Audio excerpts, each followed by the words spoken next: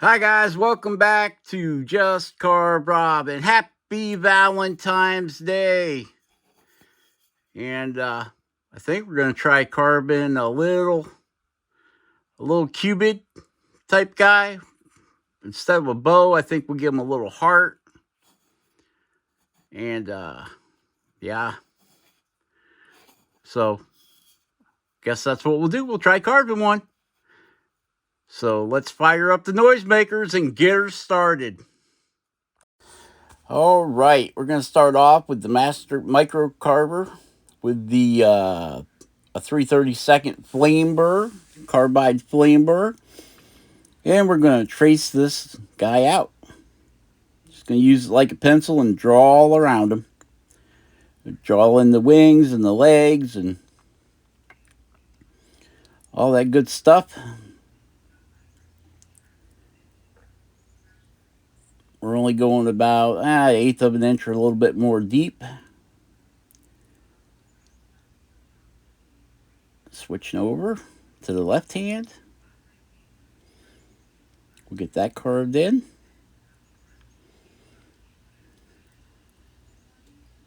I wish I had a burr in there that I could spin the motor the opposite way. But this is a directional burr. So once you always notice that your hand piece, your burr, works well going in one direction. And if you've got a cut-saw burr or something like that, you can actually switch forward and reverse on your direction, and it will help you out on your left and right. The burr pull, the burr wants to pull. If you're spinning to the right, the burr wants to pull to the right. If you're spinning to the left, the burr wants to pull to the left, which is good because if you're doing a left wing, the burr wants to pull in to the wing where you want it to pull away from the wing.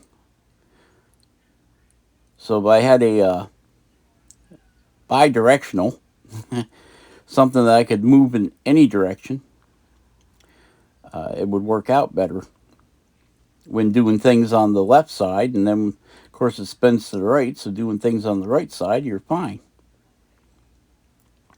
We'll cut out that heart.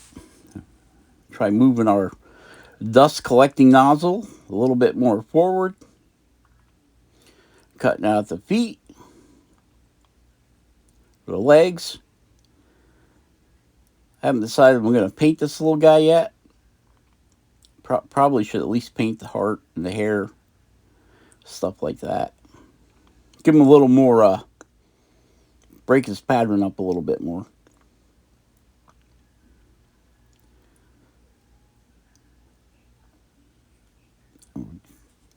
Now we've got out the Apex Forge cordless with a cut-saw flame burr. Going to use that for blocking them out. You use your chainsaw for big stuff, and I use my Dremels or rotary tools for the block out. Just because the micromotors spin faster, so I get less wander. The burr wanders less. Switch it over to the other side. See, now if this had a directional switch on it, which they don't, none of them do, it would be great because then I would have the burrs trying to pull away instead of pull into the carving. You'd want to walk away from the carving. So you really got to keep a grip on these guys so they don't want to run right into the, I guess you'd call it your stop line. Now we'll round that head over a little bit. Get that head worked in there. Cut it in the wings. I'll tell you, this little handle helps a lot on this tool. You'd probably get away with it easier if it was hooked to a board, so that you can use both hands to hang on to your the bigger tool like that. Now we're cutting the wings in. That's a saber tooth flame burr, and they're coarse. course. And we're just going to go around and trace out the, we're pushing the body in deeper is what we're doing. Pushing the wings back, giving them some depth. Be like a 3D, 2D carving. You're only going to look at them from the front and the side. So I'm not going to carve the back, because what I'll end up doing is putting a couple neodymium magnets, about 3/16 to 1/4 inch in diameter. I'll stick a couple of them in the back so you can hang them on your refrigerator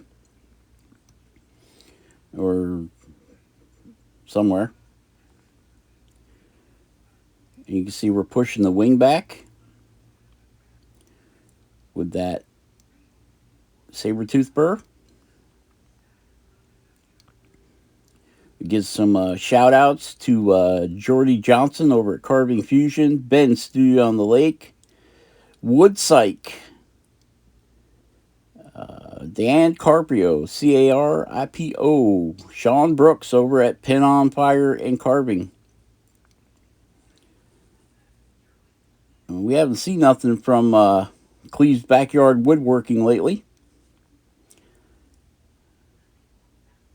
He must be busy doing his thing.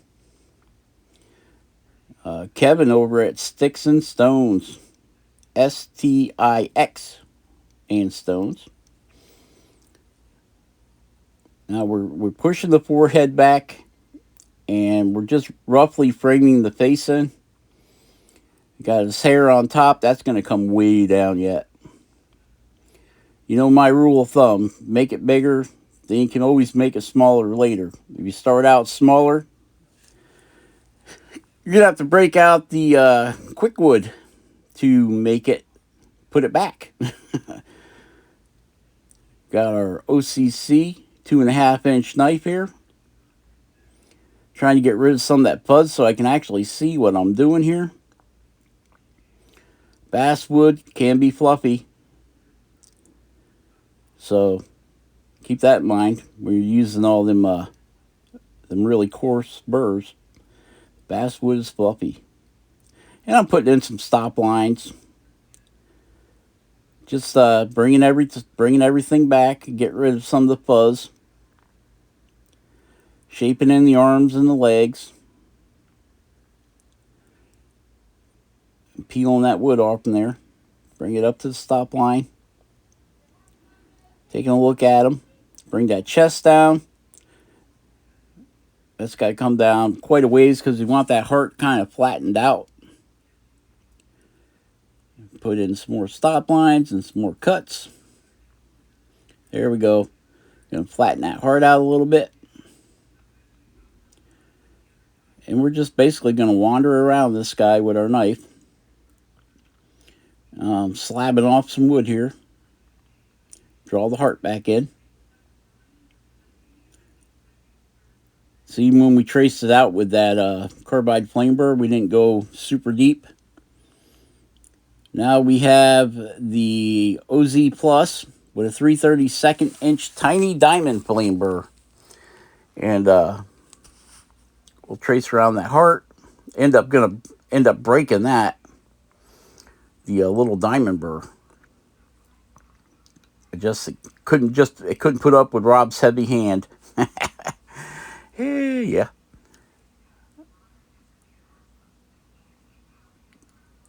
Okay. Got them stuck in the vacuum cleaner to get rid of some of that dust. And back to this little diamond burr. It's a 3/32 shank flame burr, carbide, not diamond burr. For these little carvings like this, I use this thing a lot.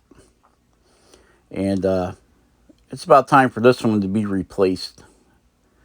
It's getting a little bit on the dull side here. And we'll get some wood out from between the legs. And then we'll bring the legs down shallow or down deeper so the heart sticks out more. And we'll split the feet.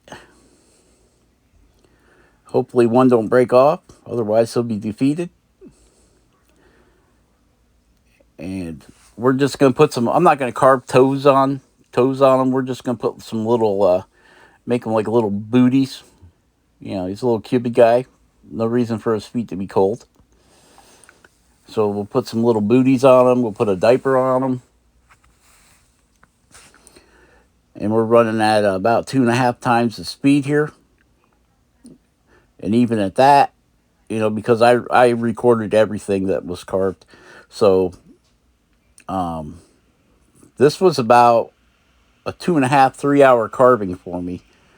And I'm trying to slide it down to, I was hoping the whole thing would only be 20 minutes, but it's going to be like a 20-minute video and then a probably 15-minute video. But you guys will see them all carved up and have the Mod Podge, first coat of Mod Podge put on them. And then later I'll paint them.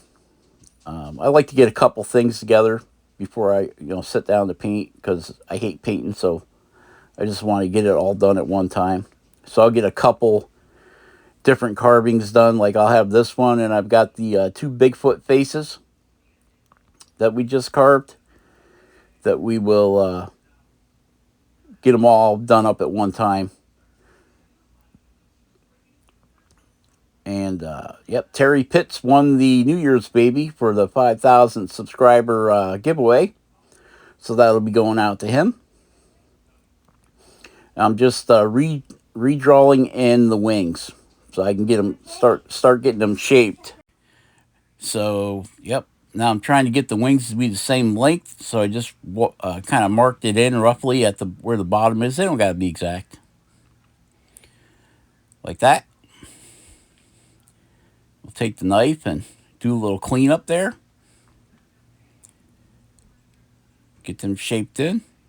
Watch your fingers.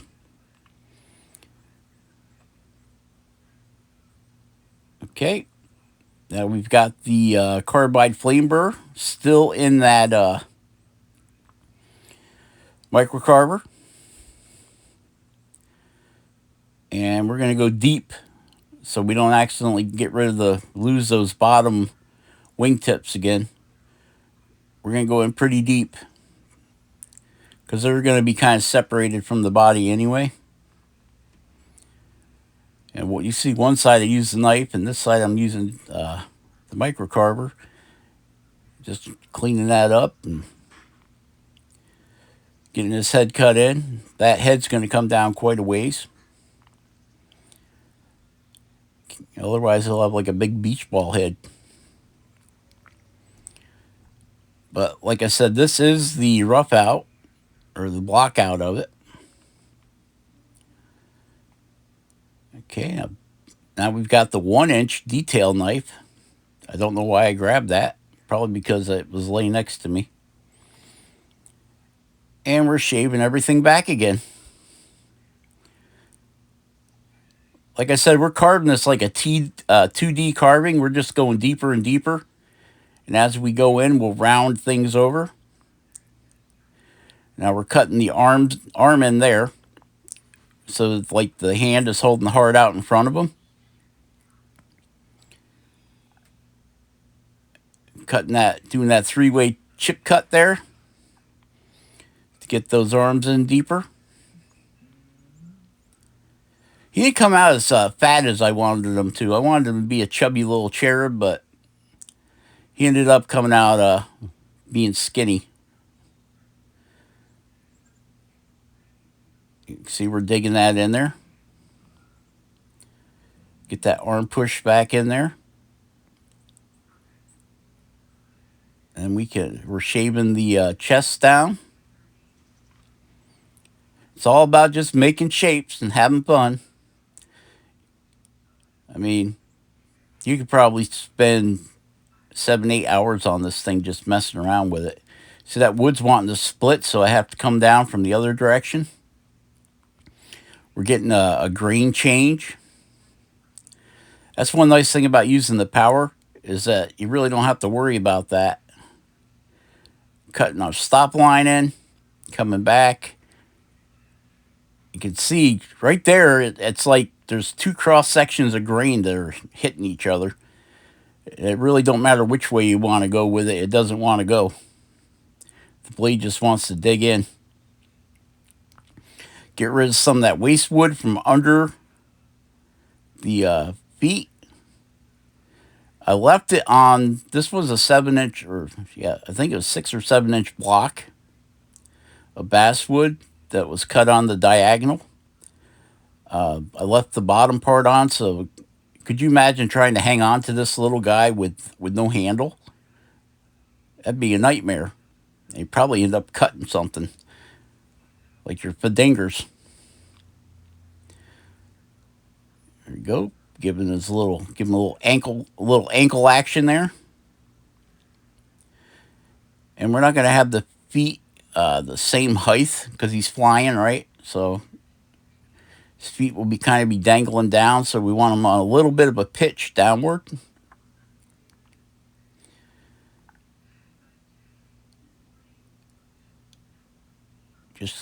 I'll tell you, the tips of my knives get a workout like no tomorrow. Even with a long knife, 2.5 inches is kind of long for a carving knife, but even with a long knife, you can see all the work is done mostly with the tip of the knife. And when we want to use, even when I go to use, get a bit deeper cuts, bigger cuts, most of the time it's with a smaller knife and still at the tip. So just to let you know, man, the tips of your knives really get a workout. And it's not as hard to break one as you would think on the tip. And these OCC knives got a pretty heavy tip on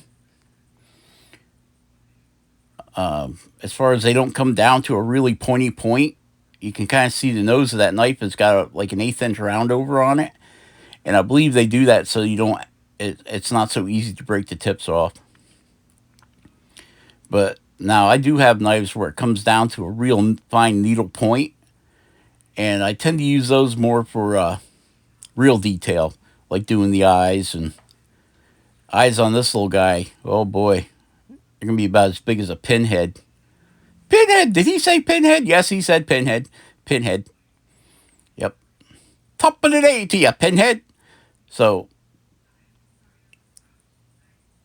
see, we're working them legs up. They're going to be kind of dangling.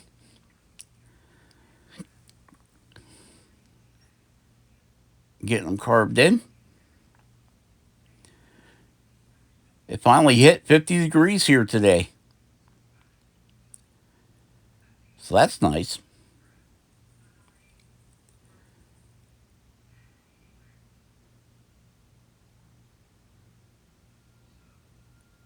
Getting the legs shaped up.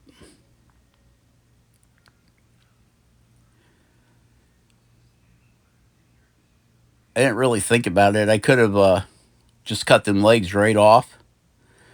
And then further back in the block of wood, as I'm talking to you guys, I'm thinking about it. Further back in the block of wood, I could have made new legs. Could have made them a little bit longer, maybe. I don't know. It is what it is. This is what he's going to turn out to be. I think he's a caricature, so you can have, a big head and short legs, and with caricatures you can get away with a lot. I mean, we're talking about a mythical creature here, which Cupid. I wonder where that all came from. But I know, Rob, you could Google it, right? I know it has something. The cherubs and stuff came from a Greek background, but